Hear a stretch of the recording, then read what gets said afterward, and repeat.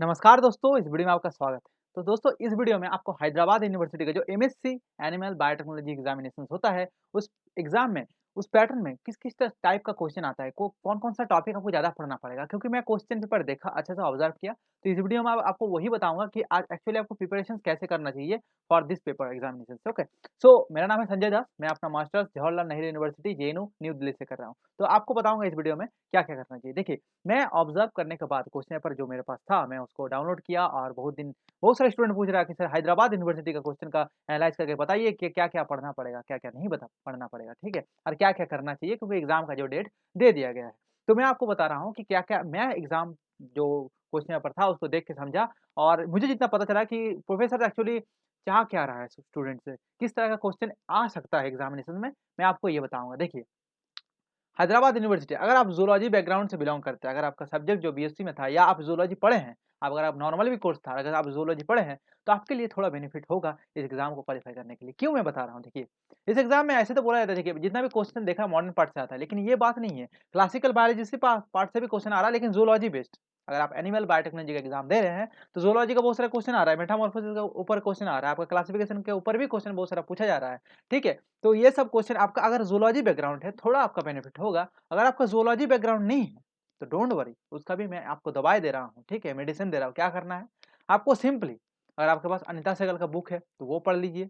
अगर आपके पास कोई भी क्लासिफिकेशन का नोट्स है कॉलेज का, वो पढ़ लीजिए। वो भी अगर नहीं है, तो एनसीईआरटी पढ़ लीजिए या आप कोई भी कोचिंग मटेरियल पढ़ लीजिए, जो आपका नीट एग्ज़ाम के लिए प्रिपरेशन के लिए लगता है, ठीक है? कोई भी चीज़ आप पढ़ लीजिए, ज़ूलॉजी पार्ट वहाँ से। अब बात है कि बाकी कहाँ से क्वेश्चन पूछता है। देखिए, ये पढ़ के जाने से तो आपको धक्का बहुत बड़ा लगने वाला है अगर एग्ज़ाम देने जा रहा है, क्योंकि ये पढ़ के आपका एग्ज़ाम क्लियर नहीं होने वाला है, एटलीस्ट हैदराबाद यूनिवर्सिटी का, ठीक है?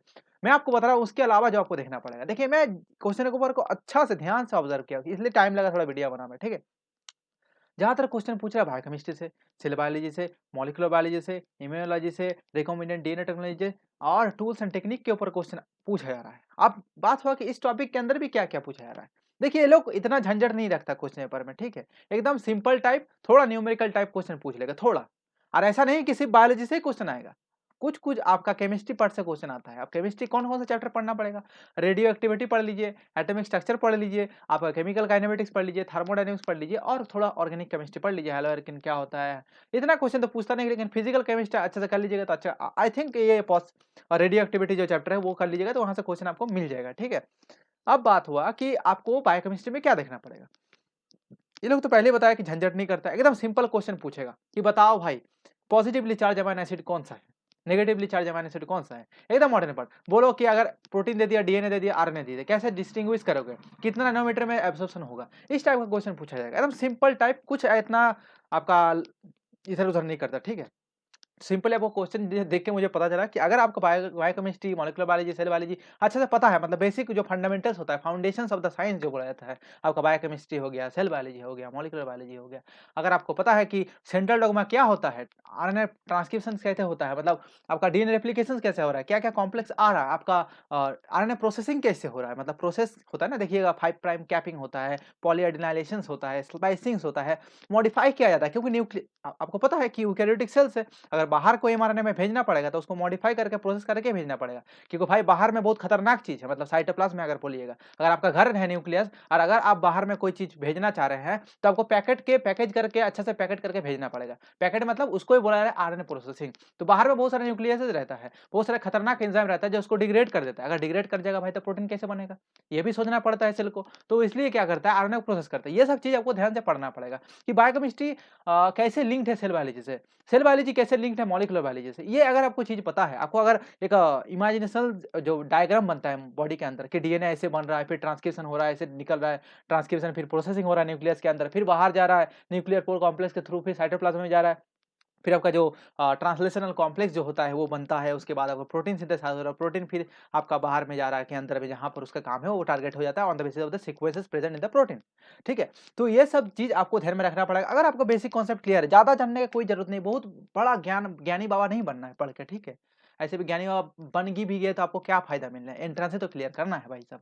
तो आपको सिंपल इतना पढ़ने का कोई ज़रूरत नहीं। अगर आपके पास पाथफाइंडर का, अब बोलिएगा क्या कौन-सा बुक पढ़ना है? तो मैं आपको यही रिकमेंड करूँगा भाई, पाथफाइंडर का बुक अगर आपके पास है, जो मेजॉरिटी स्टूडेंट के पास रहता है, ठीक है? वो पढ़ लीजिए, वो आपके लिए इनफ है। और वो भी अगर नहीं करना चाहते, अगर आपके पास टाइम बहुत ही कम है, तो मेरा 2 बुक है। मैं बायोकेमिस्ट्री, सेल बायोलॉजी, इम्यूनोलॉजी के ऊपर एक बुक बनाया हूँ और नेक्स्ट एक बुक बनाया हूँ मॉलिक्यूलर बायोलॉजी एंड जेनेटिक्स के ऊपर। वो 2 बुक ज़रूर खरीद लीजिए, मैं डिस्क्रिप्शन में लिंक दूँगा। आपको फ़ायदा ही फ़ायदा होगा, मैं ये बता सकता हूँ, ये इस एग्ज़ाम के लिए, ठीक है? तो देखिए, ये जो सब्जेक्ट आपको बताया, ये सब्जेक्ट ज़्यादा इंपॉर्टेंट है। अब बात है कि टूल टेक्निक्स क्या होता है? Tool technique, biological tool techniques तो बोल दिया जाता है और मेजॉरिटी यूनिवर्सिटी में पढ़ाया नहीं जाता है, सबसे बड़ा दिक्कत है ये, ठीक है? अगर आप कोई भी कॉलेज या यूनिवर्सिटी से पढ़ रहे हैं जहाँ पर आपको इतना पढ़ाया नहीं जाता है, प्रैक्टिकल नहीं होता है, क्लासेस नहीं होता, अरे भाई हमको क्लास ही नहीं हुआ तो हमको आप पूरे के इंस्ट्रूमेंट के बारे में पूछ रहे हैं। सच में बहुत दिक्कत वाला बात है, ऐसे समझ नहीं आता कि कहाँ से क्वेश्चन आएगा, कि किस टाइप का आ रहा है। नहीं तो क्रोमैटोग्राफी होता ही क्या है, देखे नहीं, कभी भी लाइव में देखे नहीं, तो क्रोमैटोग्राफी से क्वेश्चन पूछ रहे तो आप कैसे अटेंड कीजिएगा? दिक्कत हो जाता है। तो आपको क्या करना पड़ेगा, सिंपली मैं बता रहा हूँ। देखिए, पाथफाइंडर का एक टेक्निक का बुक आता है और अगर वो भी नहीं पढ़ना चाहते तो मेरा रिसेंटली एक बुक मैं रिलीज करने वाला हूँ 10 तरह के अंदर, ठीक है? बायोलॉजिकल टूल्स एंड टेक्निक के ऊपर सिंपली, इतना ज़्यादा लिखा नहीं हूँ। वहाँ पर मैं बहुत सारे यूट्यूब का लिंक भी दे दिया हूँ, जहाँ पर आप वीडियो प्रेजेंटेशन देख के ओनली 5 मिनट में आप टेक्निक समझ सकते हैं। तो देखिए, जो लैब में होता है वो तो आप एग्जैक्ट नहीं मिलेगा, लेकिन हाँ, वीडियो प्रेजेंटेशन और पढ़ने के बाद कुछ तो आपको समझ आ जाएगा कि एक्चुअली बायोलॉजिकल सिस्टम में जो बायोलॉजिकल टूल्स होता है कैसे काम करता है, ठीक है? और कौन-कौन से प्रिंसिपल्स है, क्या-क्या लिमिटेशंस है, क्या-क्या एडवांटेजेस है, ये भी आपको पता चलेगा, ठीक है? तो बायोलॉजिकल टूल टेक्निक्स को ध्यान दीजिए, मॉलिक्यूलर बायोलॉजी भी पढ़िए, आप सेल बायोलॉजी पढ़िए, बायोकेमिस्ट्री पढ़िए, recombinant DNA technology is very important. Plasmid क्या होता है, क्लोनिंग कैसे होता है, प्रोटीन एक्सप्रेशन कैसे होता है, एनिमल टिश्यू कल्चर कैसे होता है, प्लांट टिश्यू कल्चर क्या है, प्लांट ऐसे पढ़ने का जरूरत भी नहीं है अगर एनिमल बायोटेक्नोलॉजी का एग्जाम दे रहे हैं। अगर प्लांट बायोटेक का दे रहा है तो अलग बात है, तब आप पढ़ लीजिए, ठीक है?